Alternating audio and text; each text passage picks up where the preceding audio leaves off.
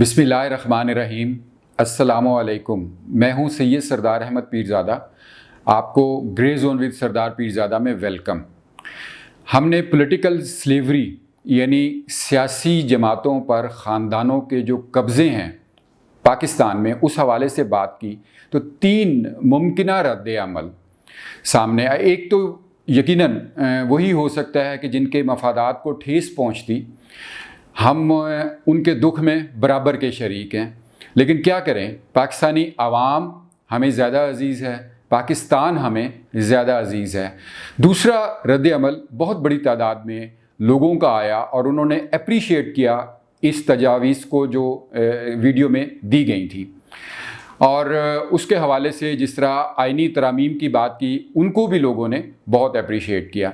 तीसरा रद्द अमल जो थोड़ा था लेकिन ज़रूरी है कि उसको एड्रेस किया जाए, वो कुछ ऐसा था कि कुछ कन्फ्यूजन थी व्यूअर्स के जहन में, और वो उन्होंने वही बात की जिसे मैं कहता हूँ कि शुगर कोटेड करके हमारे जहनों में डाली जाती है। चलिए पहले उसी रद्द अमल से बात शुरू करते हैं। कुछ जो मोअज़्ज़ज़ व्यूअर्स थे, उनके ख़्याल था कि अगर पाकिस्तान में मुसलसल इलेक्शंस होते रहें, इंतखाबात होते रहें, तो फिल्ट्रेशन हो जाएगी, यानी एक ऐसा अमल हो जाएगा जिसके तहत साफ़ और शफाफ क़यादत सामने आ जाएगी। देखिए, मैंने पहले भी कहा था, जो जमहूरियत की जो बुक्स में डेफिनेशंस है, पाकिस्तान में उसके साथ नहीं चला जा रहा। पाकिस्तान में जो जमहूरियत है वो आप यूँ समझिए कि दूध के प्याले में शराब डाल के दी जा रही है। यानी जमहूरियत की जो असल रूह है उसको तो शुगर कोटेड ज़रिए से बताया जा रहा है, लेकिन असल में नहीं है। और बात ये थी कि जो पाकिस्तान की जो सियासी जमातें हैं, मैंने उनका ज़िक्र किया था कि वो एक ही ख़ानदान के कब्ज़े में है। यानी आप अगर बड़ी पार्टियों की दो जो मेजर पार्टियां हैं जो गुज़श्ता 40-50 साल से बरसरे इक़्तिदार हैं, उनका ज़िक्र करें, मसलन पीपल्स पार्टी है।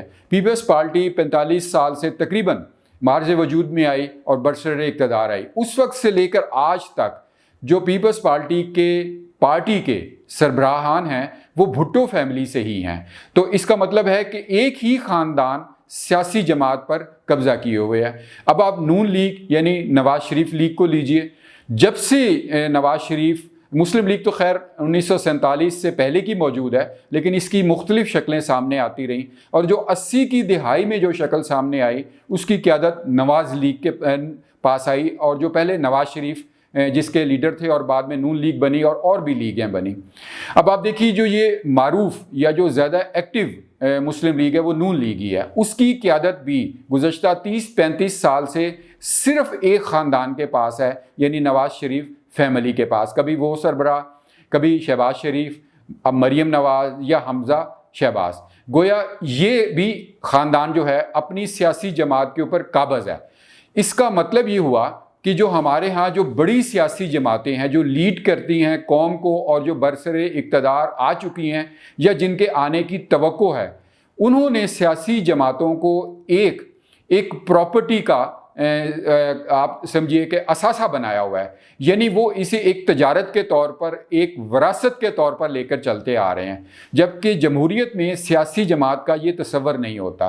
तो इसके लिए अगर आप बार बार इंतखाबात करवा लें, और वो होते भी आए हैं मुख्तलिफ सूरतों में, आप मुझे बताइए क्या पीपल्स पार्टी की भुट्टो ख़ानदान से अलहदा हुई? नहीं हुई।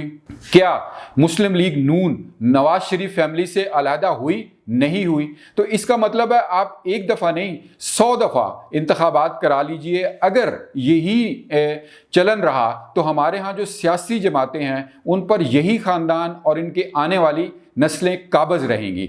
तो मेरा सवाल ये था, जो सियासी जमात होती है उसमें जो आम कारकुन होता है उस सियासी जमात का, जिसने अपनी उम्रें उसमें बिता दी होती हैं, जो कई साल उनके नारे लगा लगा के थक गया होता है, वर्कर बना होता है, उसको भी आगे आना चाहिए, उसको भी क़यादत का हक़ है उस सियासी जमात का। उसके लिए मैंने कुछ तरमीम की तजवीज़ दी थी जो मैंने आपके सामने पेश की। अब देखिए कि हम अमूमन ज़िक्र करते हैं अमेरिका का, हम कहते हैं जमहूरियत है, हम अमूमन ज़िक्र करते हैं बरतानिया का। अब देखिए कि अमेरिका में 2 जमातें अगर आप लें, ڈیموکریٹس اور ریپبلکن، ہمیں نہیں پتا کہ ان کے بنانے والے کون تھے، ان کے فاؤنڈرز کون تھے، ان کے بانی کون تھے. ہم صرف ان دو سیاسی جماعتوں کے نام جانتے ہیں.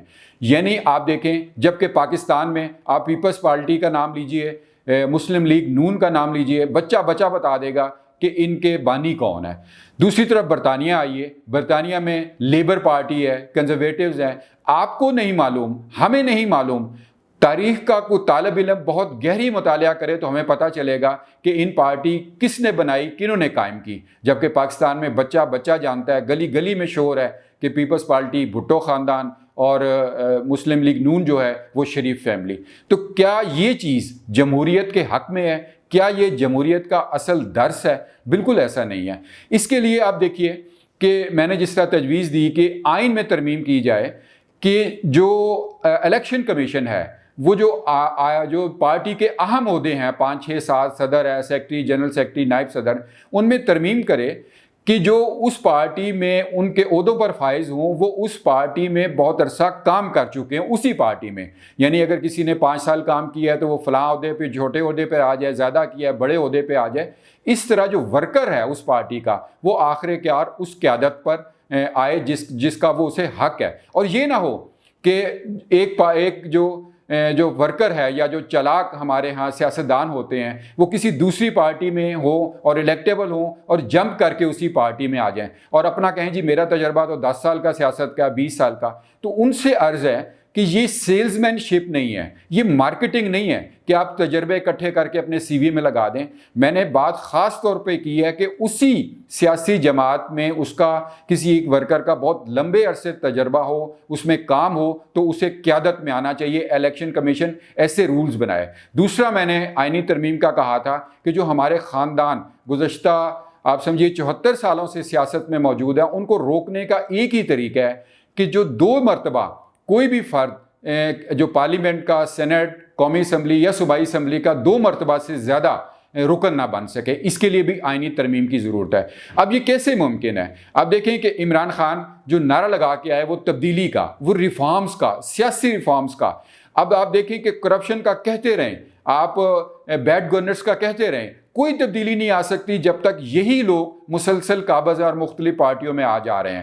تو عمران خان صاحب سے یہ ہمیں بہت توقع ہے کہ وہ ایسی آئینی ترمیم لا سکتے ہیں جس سے پاکستان کی نسلیں سیاسی حوالے سے بہت شاندار کیریئر رکھ سکتی ہیں. تو اس بات کو لے کر میں عوام کی جو رائے ہے وہ آپ سمجھیے کہ اس ویڈیو کے ذریعے یا اپنے خیالات کے ذریعے آپ تک پہنچاتا ہوں. اور یقین کیجئے عوام سب کے سب یہ جانتے ہیں کہ ہمارے جو سیاسی رہنما ہیں ان کا کیا چال چلن ہے. وہ بے شک ایک پارٹی میں ہوں، بے شک دوسری پارٹی میں ہوں، بے شک وہ اقتدار میں ہوں، بے شک اپوزیشن میں ہوں، عوام کو ہر صورت میں پتہ ہے کہ وہ اصل میں کون ہے. اس کے لیے عوام کی زبان میں بس میں ایک شعر آپ کی خدمت میں پیش کرتا ہوں. تم کپڑوں میں رہو یا کہ نقابیں ڈالو، تم کپڑوں میں رہو یا کہ نقابیں ڈالو، تم کو ہر رنگ میں یہ خلق خدا جانتی ہے. ڈیئر ویورز، آپ کو یہ ویڈیو کیسی لگی؟ لائک کریں اور شیئر کریں اور فیڈ بیک ضرور دیجیے نیچے کمنٹ باکس میں. God bless Pakistan.